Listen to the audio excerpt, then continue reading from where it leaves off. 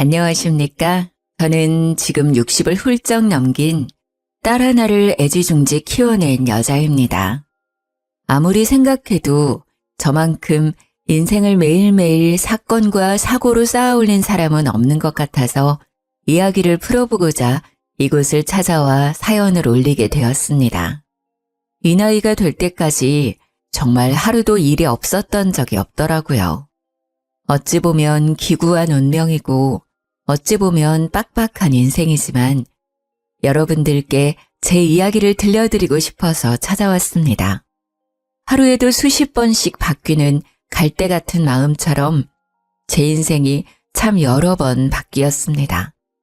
시작은 미약하나 끝은 창대하리라는 말처럼 제 인생의 끝이 아주 화려하길 기대해 보면서 이렇게 제 인생을 글로 풀어나가 보렵니다.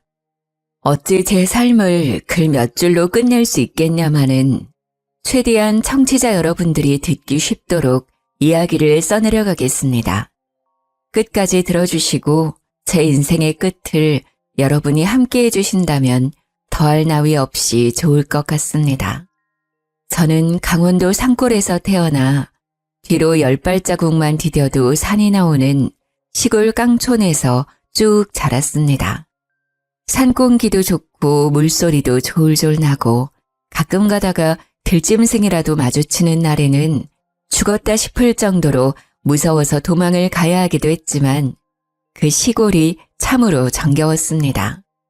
자식을 더 낳고 싶어 했지만 저를 낳고 뭔가가 잘못되어 더 이상 자식을 가질 수 없게 된 우리 어머니는 저를 정말 금이야 오기야 키워주셨습니다.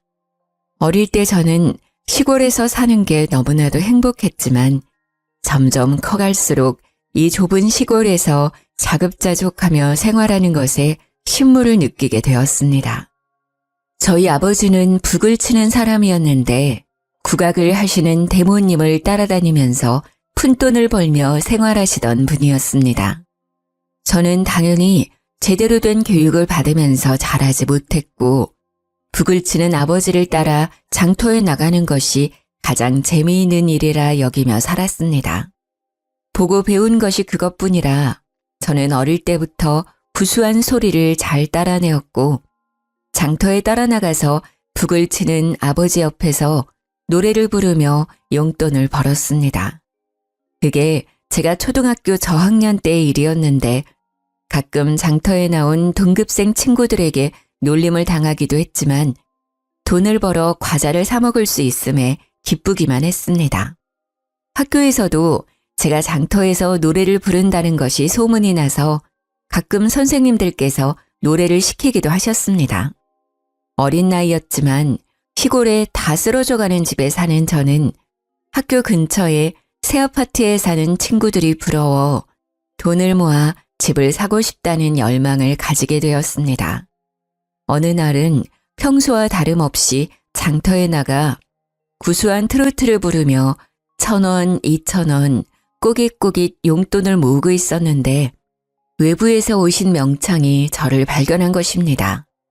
제가 노래를 부르는데 한이 서려 있다면서 나이도 어린데 어찌 이리 노래를 잘 부르는 거냐고 저에게 노래를 업으로 삼을 생각은 없냐고 하셨습니다.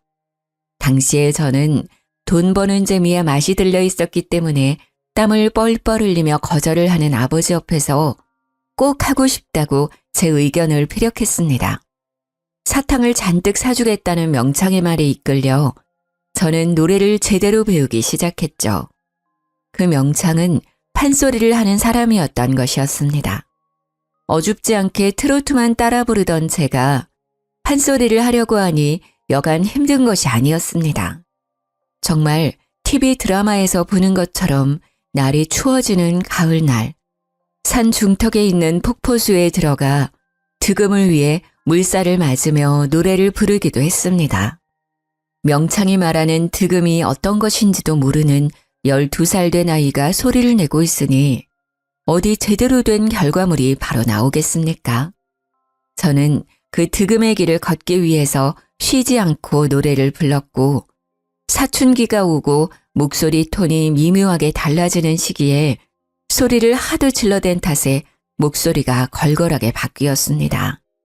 우리 아버지는 여자의 목소리가 이리 쉬어빠져서 어쩌냐 하며 걱정을 하시면서도 명창의 소리가 나는 것 같다면서 좋아하시기도 했습니다. 목에서 피가 날 정도로 노력을 한 결과 저는 좋은 소리를 가지게 되었고 판소리계의 샛별이라는 별명까지 가지게 되었습니다. 그게 제 나이 13일 때의 일이니 아주 오래전 일이긴 하죠. 명창은 강원도 산골에서 떼국물 줄줄 흐르던 저를 발견하여 국내에서는 모르는 사람이 없을 정도로 유명한 판소리꾼으로 저를 키워냈습니다. 중학생이 되면서 각종 국내 대회를 휩쓸던 저는 우연한 기회에 국제대회에 출전을 하게 되었고 그곳에서 우리 고유의 소리인 판소리로 우승을 차지했습니다. 아름다운 꾀꼬리 같은 소리를 내는 사람들 사이에서 걸걸한 소리를 뽑아내는 것이 이질적이긴 했지만 제 한이 서린 소리를 외국인들도 알아차린 거죠. 신이 내린 소리임이 틀림없다면서 저에게 과한 찬사를 보냈고 저는 국제대회 수상 이력 덕분에 이쪽 저쪽에서 초청을 받아 노래를 부르러 다녔습니다. 그때부터 저는 돈을 모을 수 있게 되었고 우리 부모님께 제가 열망했던 시내의 아파트 또한 선물을 할 수 있었습니다. 제가 고등학생이 되어서는 학교도 그만두고 전국을 돌며 판소리 공연을 하고 판소리를 널리 알리고자 해외 공연을 다녔습니다. 비행기를 처음 탔을 때는 너무나도 무서웠지만 하도 타고 이 나라 저 나라를 돌다 보니 그 어떤 교통수단보다 더 편하고 빠르다는 걸 알게 되었습니다. 국내에서는 저를 따라갈 후계자가 없음을 널리 알리며 판소리에 관심을 가져달라, 저를 응원해달라는 광고도 붙었습니다. 저는 대한민국을 대표하는 판소리꾼이 되었고 당연히 그에 따른 기고만장함도 조금 늘었습니다. 벼는 익을수록 고개를 숙인다고 명창은 저를 꾸짖기도 했지만 원래 고등학생들이 그런 허세에 조금 찌들어 살지 않겠습니까? 다른 또래들과 달리 제 밥벌이를 하면서 지냈는데 부모님께 아파트도 떡하니 선물해드렸는데 그 정도 허세는 조금 들어도 괜찮지 않나 싶었습니다. 저는 그렇게 19살이 될 때까지 안 가본 나라가 없을 정도로 각지를 돌아다니며 공연을 했고 판소리를 널리 알렸습니다. 가정주부로 평생 살았던 우리 어머니, 북을 치며 제 뒤를 쫓아다니며 매니저 역할을 해주셨던 우리 아버지, 우리 가정은 평생 행복할 거라 생각했습니다. 하지만 불행의 그림자는 제가 20살이 된 그날부터 드리워지기 시작했습니다. 20살 생일이 지나자마자 이상하게 제 몸이 쿡쿡 쑤시고 내장이 뒤틀리듯 아프기 시작했습니다. 부모님께서는 저의 건강에 이상이 생긴 것이 틀림없다며 너무 무리하여 공연을 하고 다녀서 그런 거라 생각하셨습니다. 일정을 모두 취소하고 며칠 쉬면 나을 거라고 장담을 하셨지만 며칠이 지나도 저의 이유 모를 통증은 사라지지 않았습니다. 결국 큰 병원에 입원을 하게 되었고 피가 마르는 검사를 전부 해보았지만 제 병명을 밝혀낼 수 없었습니다. 병원에서는 신체 자체에는 아무런 이상도 없다면서 보통은 스트레스 때문에 이런 병이 찾아올 수 있다고 진통제를 처방해 주었습니다. 집으로 돌아와서도 저는 계속 끙끙 앓기만 했고 20살 생일을 기점으로 살이 8kg이나 빠져버리는 이상 증세가 생기기 시작했습니다. 하루 종일 누워서 일어나지 못했고 이유 없이 열이 펄펄 끓기도 했으며 약이 말을 듣지 않는 지경에 이르렀습니다. 당연히 저는 모든 공연과 일정을 취소하고 집 밖을 나가지 못하게 되었습니다. 전업주부로 살던 저희 어머니께서는 24시간 제 곁을 지키면서 고열에 시달려 헛소리를 찍찍 내뱉는 저를 위해 기도하셨습니다. 하지만 나아질 기미가 전혀 보이지 않았고 결국에 저희 아버지께서는 저를 무당에게 데려가 굿이라도 해야 하는 것 아니냐고 하셨습니다. 저희 어머니는 절대로 무당에게 보낼 수 없다며 약을 꾸준히 쓰다 보면 나을 것이라고 극구 반대를 했습니다. 하지만 투병을 한 지 1년이 가까워짐에도 제 병명은 그 어떤 병원에서도 밝혀내지 못했고 저는 뼈만 남은 상태로 앙상하게 변해버렸습니다. 그때의 기억은 잘 나지 않습니다. 너무나도 아팠고 매일 환청이 들렸고 누군가 제 몸을 탐내고 있었던 것 같은 기분이었습니다. 저는 이대로는 못 살겠다, 제발 죽여달라고 어머니의 손을 붙들고 매일을 울었습니다. 하나뿐인 자식을 어찌 홀로 보내겠냐며 저희 어머니께서는 버텨야 한다고 제 손을 붙잡고 매일 기도를 하셨습니다. 그렇게 1년이 지나는 시간 동안 저는 산송장으로 변했고 결국 아버지의 손에 이끌려 무당을 찾아가게 되었습니다.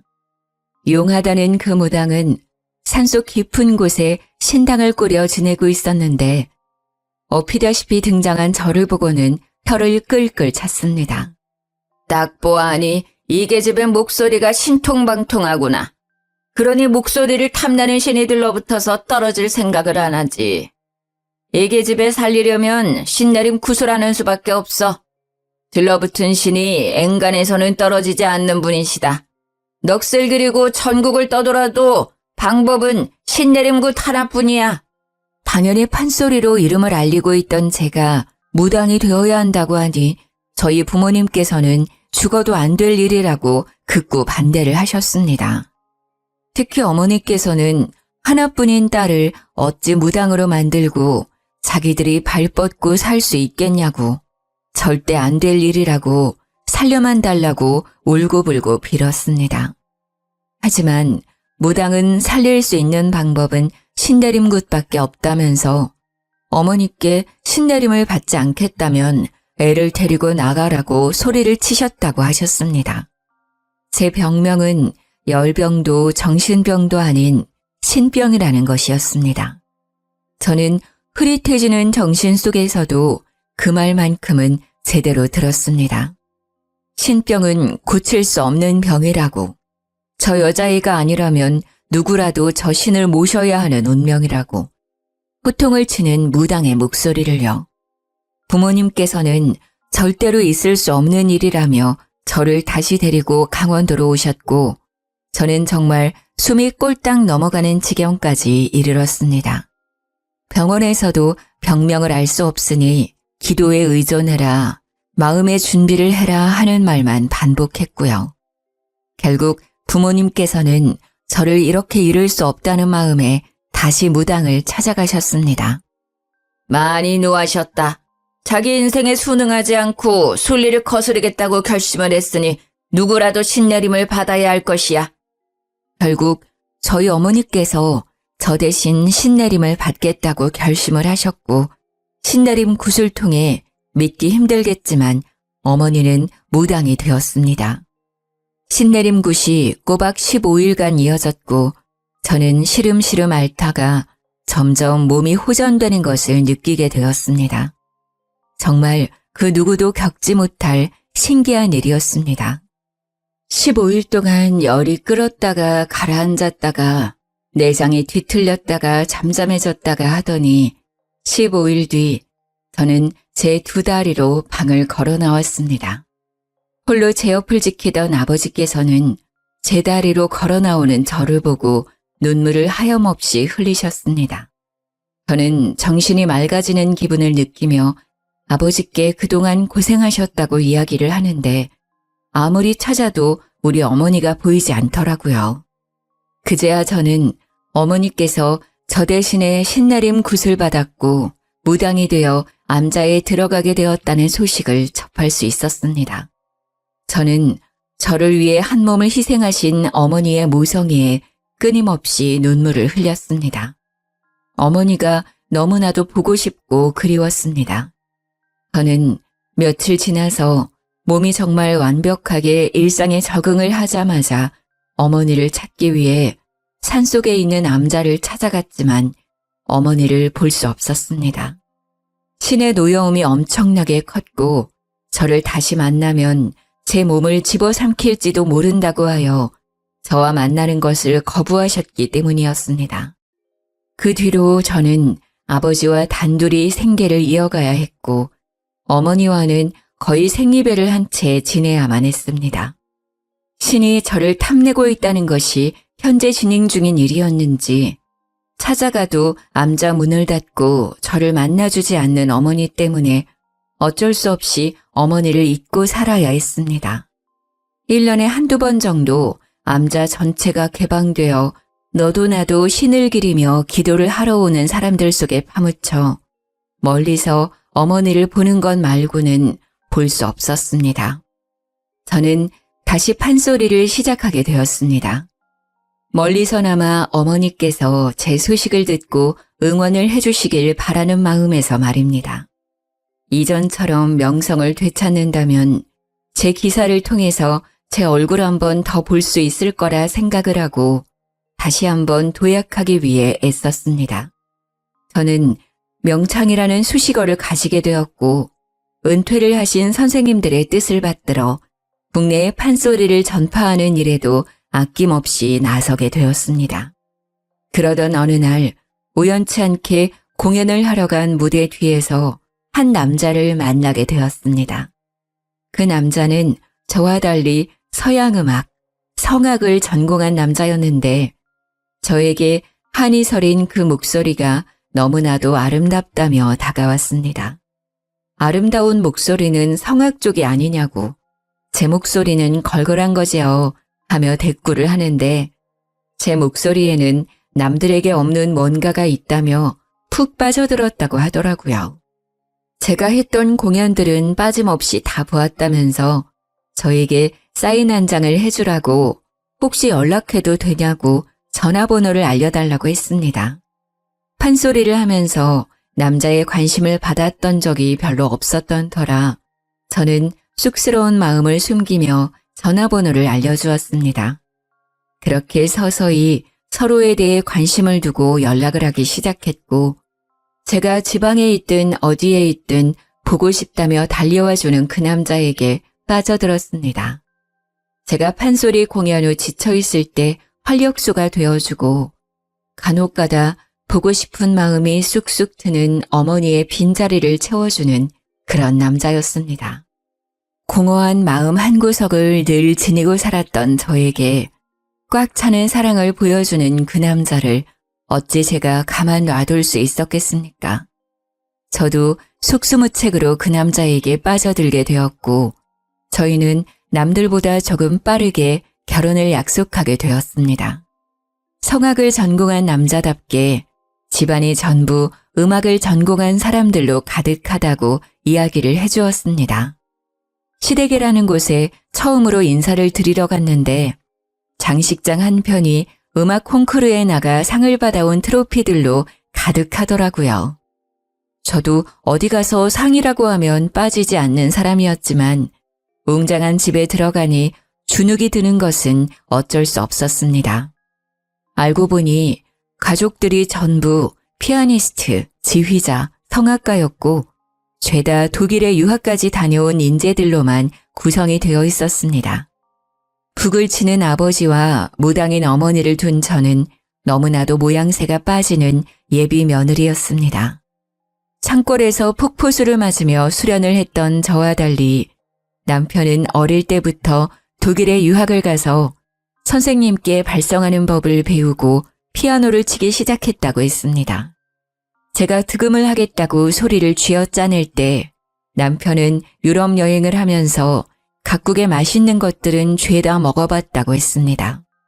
제가 대학에 가지 않고 신병을 앓고 누워 끙끙거릴 때 남편은 아주 유명한 대학 성악과에 들어가서 합창을 시작했다고 했습니다. 처음부터 끝까지 맞는 구석이 하나도 없는 우리 둘이 과연 잘 살 수 있을까 하는 의문이 들기도 했지만 아가페와 같은 사랑을 보여준 그 남자를 놓치고 싶지 않았습니다. 제가 부족하면 그만큼 더 노력하면 되는 것이라고 안일하게 생각하기도 했습니다. 결국 시댁에 인사를 드리러 갔는데 저에게 제일 처음 한 말이 바로 우리 집안은 서양 음악을 하는 집안이기에 판소리꾼을 드릴 수 없다 였습니다. 저와 남편은 다른 이유도 아니고 그런 이유로 우리의 사랑을 갈라놓을 수 없다고 시댁에 반항을 하기 시작했습니다. 원래 로미오와 줄리엣도 양가에서 서로 앙숙처럼 반대를 해대니 둘의 사랑이 더욱 불타올랐던 것 아니겠습니까? 저와 남편도 아주 비슷했습니다. 시댁에서 반대를 시작하니 저희의 사랑이 더욱 고결한 것으로 느껴졌기에 반발심이 생기고 말았습니다. 시댁에서는 남편 보고 다시 독일에 가버리라고 세상에 여자는 많고 음악을 하는 여자도 많다면서 남편을 구슬렸습니다. 하지만 서로의 눈에 보이는 것이 서로밖에 없었던 저희 둘을 갈라놓기엔 너무나도 허접한 소리였던 거죠. 저와 남편은 결국 마지막 선을 넘어버리고 말았습니다. 저는 시댁의 반대를 돌파하는 와중에 임신을 하게 됐어요. 남편은 오히려 시댁에 당당하게 임신을 했으니 결혼을 하겠다고 했고 시댁에서는 목덜미를 잡고 쓰러지는 신용을 하셨습니다. 결혼을 더 이상 미룰 수 없다고 끝끝내 반대를 하시는 시댁 어르신들께 상견례 날짜를 통보하듯 전했습니다. 당연히 저도 아버지와 어머니께 상견례 날짜를 알려드렸지만 저희 어머니는 아무런 언질도 없이 나타나지 않으셨고 저는 참 서운했습니다. 상견례 자리에 아버지만 나타나자 시댁에서는 답답해하시며 저에게 물어보셨습니다. 사돈어른이 이혼했다는 소리는 들은 기억이 없는데 왜 안사돈은 오지 않으시는 거지? 저는 어차피 밝혀지게 될 일이라 생각해서 정면 돌파를 결심했고 시댁 식구들에게 솔직하게 이야기를 했습니다. 저희 어머니께서는 신을 모시고 계시기 때문에 오늘 일정에 참석하실 수 없으십니다. 신을 모시고 계신다고? 설마 무당이니? 정말 무당이야? 이런 말도 안 되는 집을 봤나? 우리 집안은 크리스천이야. 기독교라고. 근데 무당? 무당 딸을 며느리로? 죽어도 안 된다. 시모는 개거품을 물었고 시부는 얼굴이 새빨갛게 달아올라서는 저에게 삿대질을 하며 죽어도 결혼을 반대할 것이라고 외치셨습니다. 가운데서 땀을 뻘뻘 흘리던 우리 아버지는 조심스러운 말투로 종교는 자유 아니냐, 우리 딸도 성당 다닌다고 항변을 했습니다. 성당을 다닌다는 말에 기가 막히셨는지 시모가 헛웃음을 짓더라고요. 집안이 아주 개판이네, 개판이야. 애는 낳지 않는 게 좋겠어요. 기독교든 불교든 상관없이 살생은 금지를 하고 있지 않겠습니까? 어떻게 뱃속에 있는 핏줄을 지우라고 할 수 있는 건지 속이 많이 상했습니다. 제가 아무 말도 없이 고개를 푹 숙이고 눈물을 삼키고 있으니 우리 남편이 벌떡 일어나서는 시댁 식구들을 향해 소리를 쳤습니다. 이 여자와 뱃속에 있는 아이는 제 가족이나 다름없습니다. 부모님께서 그렇게 나오신다면 차라리 의절을 하고 제 가족을 지키겠어요. 당당하게 소리치는 남편에게 저는 무한한 신뢰를 가지게 되었고 남편 또한 저와 아버지께 일어나시라며 이런 사람들과 상종하지 말자고 했습니다. 시댁 식구들은 모두 불쾌한 얼굴을 하고 어디 한번 나가서 잘 먹고 잘 살아보라고 으름장을 놨지만 남편은 꿈쩍도 하지 않았습니다. 저에게 이런 나쁜 소리를 듣게 해서 미안하다며 앞으로는 우리끼리 잘 먹고 잘 살아보자고 우리만 행복하면 된 것이라며 이야기를 하더라고요. 저는 그런 남편과 혼인신고를 하게 되었고 저희 아버지의 집에서 셋이 함께 생활을 하게 되었습니다. 각종 지방으로 공연을 하러 다니던 저는 임신을 해서도 그다지 달라지지 않은 생활을 이어나갔습니다. 임신을 해서 그런지 배에 힘을 주기가 조금 어려웠지만 소리꾼이 평생 소리만 했는데 공연 하나 이어나가지 못할 정도는 아니었습니다. 자리를 굳건하게 지키기 위해 노력을 했고 성악을 전공한 남편도 오페라와 독주회를 하며 돈을 벌어오기 시작했습니다. 하지만 그것도 잠시. 대대손손 음악가 집안이던 시댁에서 남편을 공연에 쓰지 못하도록 뒷공작을 펼친 것입니다. 가족을 버리고 간 놈이 잘 먹고 잘 살 수 있나 보자고 일을 갈더니 결국 더럽게 손을 써서 남편은 모든 일이 끊기게 되었습니다. 어떻게 자기 자식에게 그런 짓을 할 수 있는지, 저 대신에 무당이 된 우리 어머니와는 너무나도 다른 행보라 끔찍하게 놀라웠습니다. 우리 남편의 일은 하나 둘 끊기더니 합창일을 하던 것까지 쫓겨나게 되었고 남편의 앞길은 완벽하게 막히게 되었습니다. 저는 어떻게든 생계를 이어나가기 위해 출산하기 전날까지도 쉼없이 공연을 하러 다녔고 우리 남편은 무력감에 빠져 점차 우울해지기 시작했습니다. 거기다가 출산을 하고 난 이후에 저는 딱 3개월간 몸조리를 하고 바로 돈이 필요하다는 것을 깨닫고 공연을 다니기 시작했습니다. 다행히 판소리꾼이 그다지 많지 않은 현실에 저를 찾아주는 곳이 많았고 저는 복귀도 아주 화려하게 치를 수 있었습니다. 제 복귀 소식이 기사로도 뜨고 공연표도 불티나게 팔렸지만 남편은 저를 축하해 주지도 않고 점점 우울해졌습니다. 아무래도 제가 승승장구를 하는 와중에도 아무것도 하지 못하고 집에서 아이만 봐야 하는 현실이 죽을 만큼 싫었던 게 아닐까 싶습니다. 제가 일을 하러 나가야 했기에 육아는 당연히 남편의 몫이 되었습니다.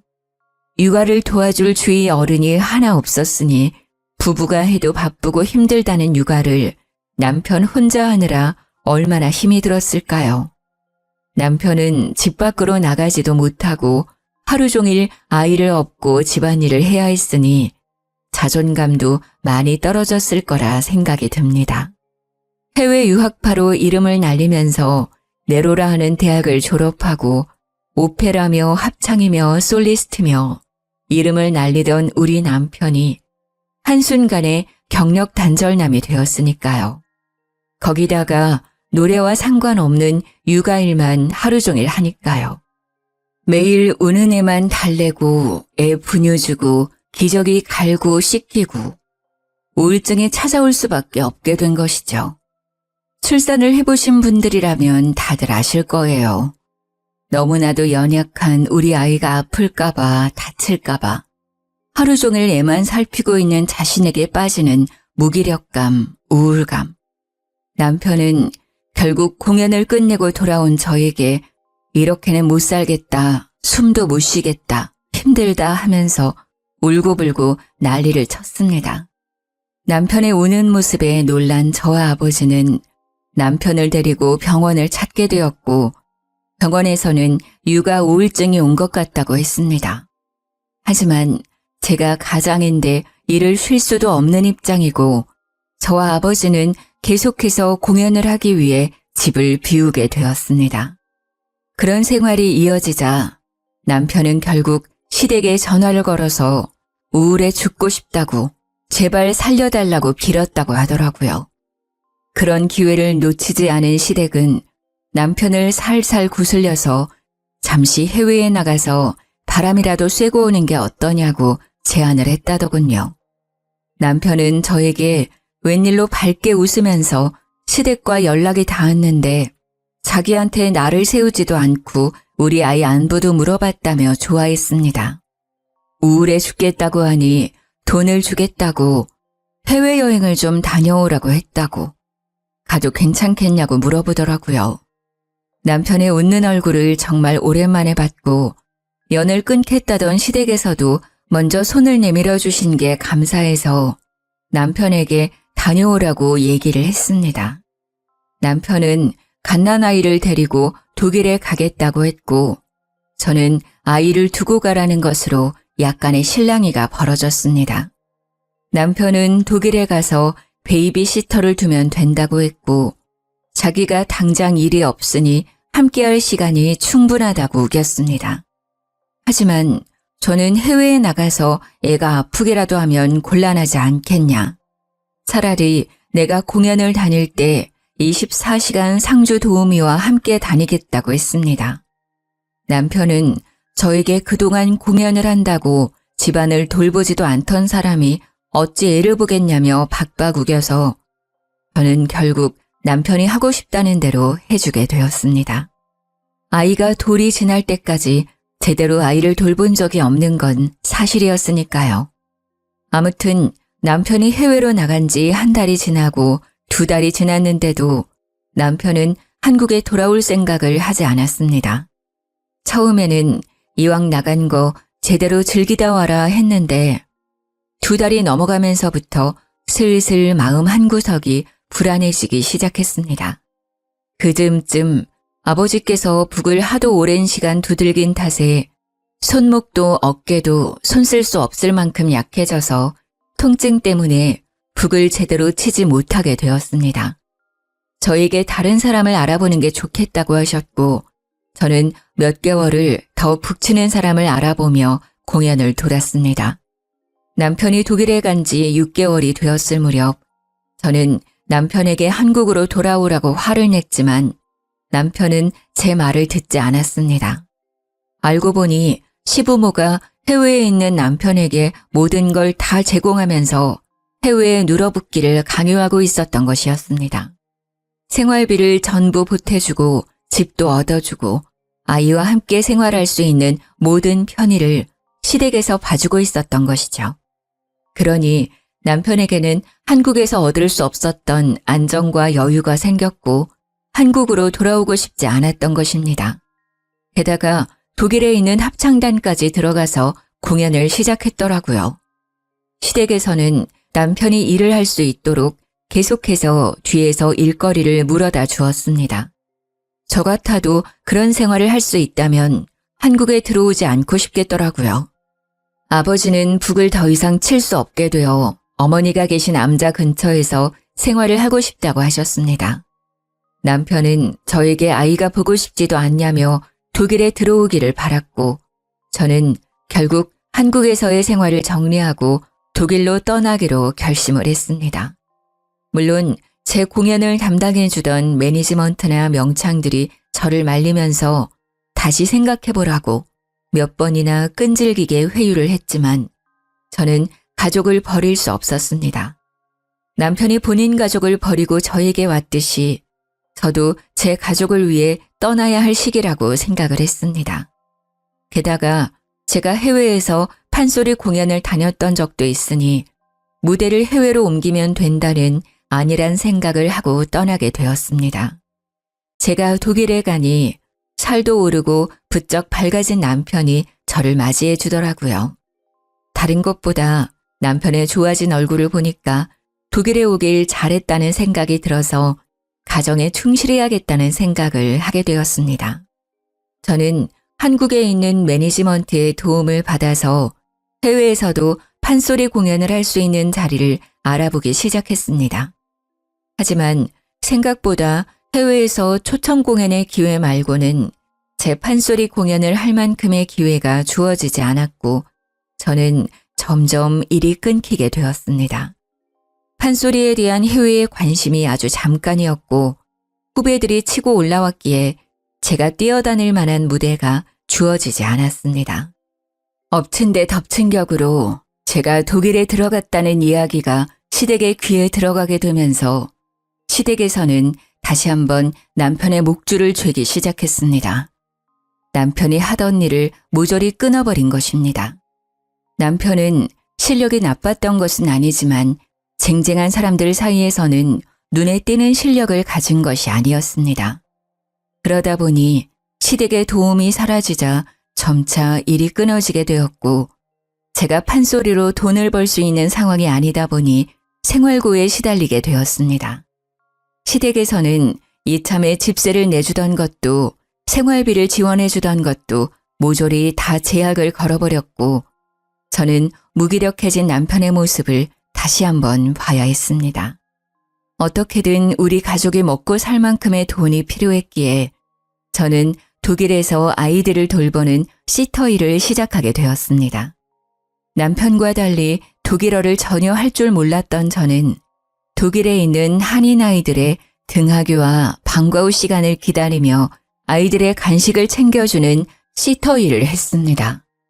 그러다 보니 월급이 생각보다 많지 않았고 정작 우리 아이는 제대로 된 음식을 먹지 못하는 지경까지 이르렀습니다. 저는 남편에게 다시 한국으로 가자. 내가 판소리를 해서 돈을 벌어오는 게 더 좋을 것 같다고 구슬렸습니다. 하지만 남편은 모든 게 제 탓이라고 생각하기 시작했고 결국에 저에게 이혼을 이야기했습니다. 당신만 아니었다면 나는 좀 더 좋은 조건으로 일을 할 수 있었을 거야. 평생 사랑하는 노래를 부르면서 행복하게 지냈을 거라고. 독일에 와서도 우리 집 사람들의 도움이 있긴 했지만 행복하게 지냈는데 당신이 온 이후에 모든 것이 물거품처럼 사라졌어. 저를 원망하는 남편의 말에 저는 더 이상 우리 관계를 회복할 수 없을 거라고 생각했습니다. 평생을 사랑만 할 것 같았던 우리 둘은 결국 이혼을 하기로 결심했습니다. 시댁에서도 이혼만 하면 다시 예전처럼 생활할 수 있도록 해주겠다고 남편을 쉼없이 구슬렸더라고요.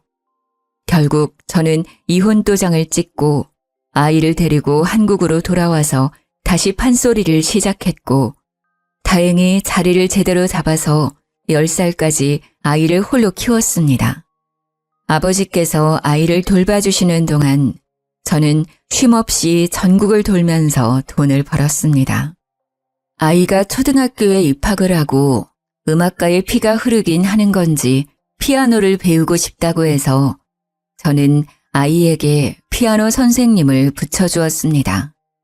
피아노를 치면서 노래를 부르는 것에 흥미를 가지더니 딸아이는 초등학교 합창단에 들어가서 노래를 부르기 시작했습니다. 그런데 정말 피는 못 속인다고 아이가 노래를 너무나도 잘 부르는 것이 아니겠습니까? 목소리가 옥구슬이 굴러가는 것 같은 청아한 소리를 내는데 제가 들어도 남들보다 훨씬 수준 높은 가창력을 뽐내더군요. 합창단 선생님도 같은 생각이었는지 아이가 노래를 부르는 것을 영상으로 찍어서 그때 당시에 유명한 동영상 사이트에 아이의 영상을 올렸습니다. 방송국에서도 영재가 틀림없다며 합창단 제의가 오고 아이를 취재하고 싶다면서 이리저리 찾아오곤 했습니다. 덕분에 노래를 잘 부르는 아이로 영상이 유명해지게 되었고 음악가 집안이던 시댁에서도 그 소식을 듣고는 저를 찾아왔습니다. 애가 성악에 소질이 있는 것 같은데 피는 못 속이는 것 아니겠냐. 성악 쪽으로 키워줄 수 있으니 음악을 시키자고 하더라고요. 저는 시댁에서 찾아왔다는 것 자체가 불쾌했지만 시댁에서는 꾸준히 저에게 연락을 해오며 남편이 지금 독일에 있으니 아이를 유학 보내자고 했습니다. 독일에 가서 기초만 제대로 잡아도 조수미에 버금가는 성악가가 될 것이라고 절대적으로 서포트를 해주겠다고 말을 했습니다. 저는 아이의 미래를 위해선 나쁘지 않은 제안이라는 생각이 들었습니다. 딸아이가 노래에 욕심을 보이기도 했으며 소리 자체가 성악을 했을 때 두각이 드러나는 소리였기에 독일로 보내기로 결심을 했습니다. 남편이 워낙 딸아이의 육아에 철저했던 사람이었으니 믿고 보내기로 한 것입니다. 그런데 시댁에서 그런 말을 하더라고요. 해외로 나가려면 양육자가 누구인지 그런 게 중요한 거 알고 있어?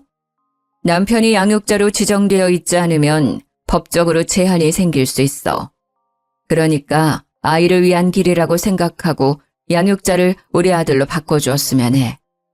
저는 내키지 않았지만 독일에 간다고 신이 나 있는 딸을 위해 눈물을 머금고 양육자를 남편으로 변경을 해주었지만 모든 것이 시댁의 계략이었습니다. 독일에 간 딸은 처음에 저와 연락을 자주 했지만 점점 연락하는 횟수가 줄어들기 시작했습니다. 한동안 연락 없는 딸이 걱정되어 전화를 걸어보니 없는 번호라고 나오는 것이 아니겠습니까? 저는 놀라서 딸의 집 주소로 편지를 보냈지만 그 집에 이미 딸이 살고 있지 않다면서 편지가 반송되어 돌아왔습니다. 저는 시댁에 연락을 하고 찾아도 가보고 딸의 행방을 알려달라, 번호 아니면 편지라도 쓸 수 있게 주소를 알려달라고 했지만 그들은 저를 완벽하게 무시했습니다. 저는 결국 딸과 연락을 할 수 있는 방법을 찾지 못했고 그대로 딸을 잃어버린 어미가 되었습니다. 결국 매니지먼트사를 통해서 뒤에서 몰래 남편의 행방을 찾으러 다녔습니다. 남편이 성악을 계속하고 있었기 때문에 소식은 어렵지 않게 들려왔습니다. 남편은 독일에서 만난 유학생과 재혼을 했고 재혼을 한 여자가 불임 판정을 받게 되어 자식을 가질 수 없다는 걸 알고 저희 딸을 데리고 간 것이었습니다. 그 모든 사실을 알게 된 이후에 정말 인생이 허탈하더군요. 우리 딸을 당당하게 호적에 올려놓고 자기 자식인 것 마냥 데리고 다니면서 함께 노래를 부르고 있다는 게 아니겠습니까? 그 뒤로 저는 제3자에게 간간히 들려오는 소식 말고는 딸의 얼굴조차 볼 수 없게 되었습니다. 어떻게 컸는지도 알 수가 없고 정말 막막함에 딸의 소식이 들려오기만 기다리고 있었습니다. 그러다 해외 뉴스에 나온 딸을 보게 되었는데 우리 딸이 무슨 콩쿠르에 나가서 상을 받았고 18살 나이로 오페라 무대에 서게 되었다는 소식이었습니다. 노래를 그렇게 잘하더니 성공하는구나 싶어서 뿌듯한 마음이 들면서도 혹시라도 저를 잊었을까봐 가슴을 졸이게 되었습니다. 저는 결국 딸의 매니지먼트라도 알고 싶어서 찾기 시작했으나 우리 딸이 따로 계약한 소속사 없이 혼자 개인 활동을 하고 있다는 것을 알게 되고 좌절하게 되었습니다. 독일로 날아가서 딸을 찾고 싶었지만 어느 지역에서 뭘 하는지 알 수가 없으니 찾아갈 수가 없었습니다. 그래도 뉴스로나마 딸의 소식을 받을 수 있어서 기뻤지만 그마저도 19살이 된 이후에 소식이 끊어지게 되었습니다. 그 어떤 공연도 콩쿠르도 나오지 않고 소식이 끊어져 버린 딸을 찾고 싶어서 난리를 쳤지만 결국 찾을 수가 없었죠. 저는 포기한 채로 5년이라는 시간을 더 보내게 되었습니다. 그러던 어느 날 우리 어머니의 신딸께서 연락이 왔고 30년 만에 어머니께서 먼저 보자고 저에게 연락을 하셨습니다. 저는 제 나이 50이 넘어서야 어머니의 연락을 받고 신이 나서 한달음에 어머니가 계신 암자로 찾아가게 되었습니다. 암자 입구에 들어서니 신딸이 저를 딱 막는데 불러놓고 왜 막느냐며 항의를 했더니 어머니께서 곧 나오실 테니 기다리라는 말만 반복을 하더라고요. 1시간을 꼬박 기다려서 어머니를 만나게 되었는데 저에게 그러시더군요. 저기 네 딸이 누워있다. 가서 봐라. 저는 이게 무슨 소리인가 싶어서 어머니가 가리키는 방으로 들어가니 정말 그대로 자란 제 딸 수연이가 바닥에 누워있는 게 아니겠습니까? 그런데 딱 보기에도 상태가 너무나도 좋지 않았고 애가 사람도 못 알아보고 시름시름 앓고 있는데 열이 펄펄 끓고 있었습니다. 네 딸 꼴을 보아하니 30년 전 기억이 떠오르지 않니? 네 딸이 신병이 찾아온 것 같다. 너처럼 신을 받지 않으면 죽을 수도 있을 것 같은데 너는 어쩌겠니? 너도 나처럼 대신 신을 받을래? 제가 대신 신내림을 받으면 우리 수연이는 살 수 있는 건가요? 너를 봐라. 똑같은 거지. 대신 나처럼 실력이 떨어지기 전까지는 만나기 힘들 거야. 곱게만 커야 할 우리 딸에게 그런 병이 생겼다는데 제가 뭘 가리겠습니까? 당연히 신내림을 받아야겠다고 생각했습니다. 수연이가 잠시 정신을 차렸을 때 이야기를 들어보니 독일에서 승승장구하다가 갑자기 신병이 찾아와 사경을 헤매게 되었고 시댁 식구들이 여기에 버려두고 가버렸다고 했습니다. 남편 새끼에 대한 조금의 정까지 전부 털려버렸습니다. 저는 딸과 대화를 통해 그간 쌓인 오해를 풀었고 신내림을 대신 받기로 결심을 했습니다. 어머니의 주도하에 내림굿을 받았고 정말 신기하게도 우리 수연이의 병은 말끔히 나았습니다. 다시 독일에 가서 노래를 부르라고 하니 싫다며 한국에 남겠다고 했습니다. 수연이는 다시 처음부터 성악을 시작했고 작은 무대부터 큰 무대까지 고루고루 서게 되었습니다. 당연히 시댁에서도 알게 되었고 어머니와 함께 지내고 있는 남자로 시모가 찾아왔더군요. 결국 무당이 될 운명이었구먼. 이래서 개판인 집안이랑은 연을 맺으면 안 되는 것이었는데 욕심이 가득한 할미 같으니라고 화를 크게 입을지도 모르니 할미 차 조심해. 제가 무당이 되어서 그런 건지 시모의 얼굴을 보는데 스쳐 지나가는 그림이 막 보이더라고요. 저도 모르게 시모에게 말을 뱉으니 시모가 놀라서 도망을 쳤는데 그날 차를 타고 집에 가는 도중에 고라니를 쳐서 차 사고가 났다는 게 아니겠습니까? 경미한 사고긴 했지만 제 말이 마음에 걸렸는지 찾아오지 않더라고요.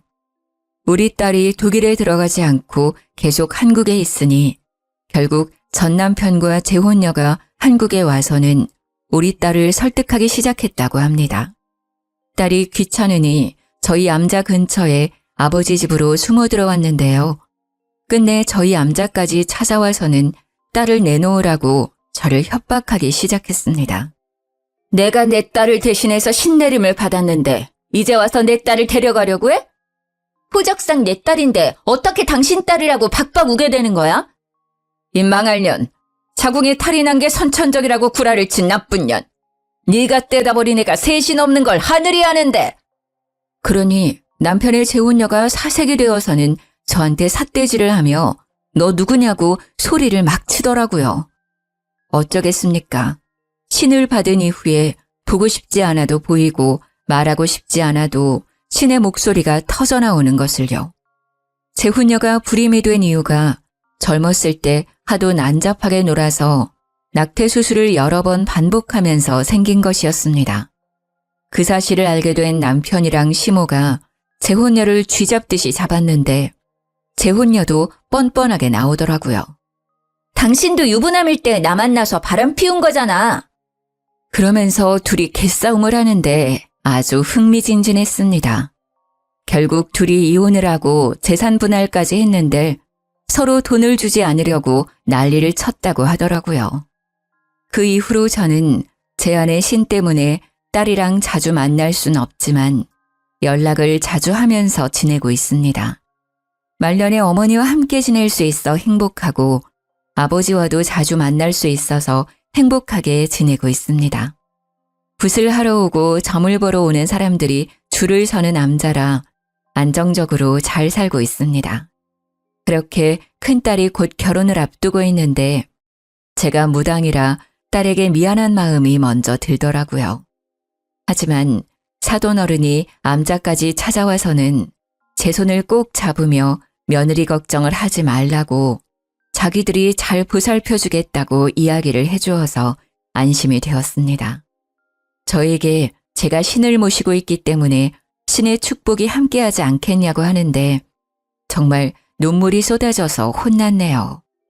좋은 사람 만나서 결혼까지 하게 된 우리 딸을 위해 저는 오늘도 기도를 올려봅니다. 남은 여생 행복하게 살다가 하늘 곁으로 가길 기도하며 제 글은 여기서 마치도록 하겠습니다.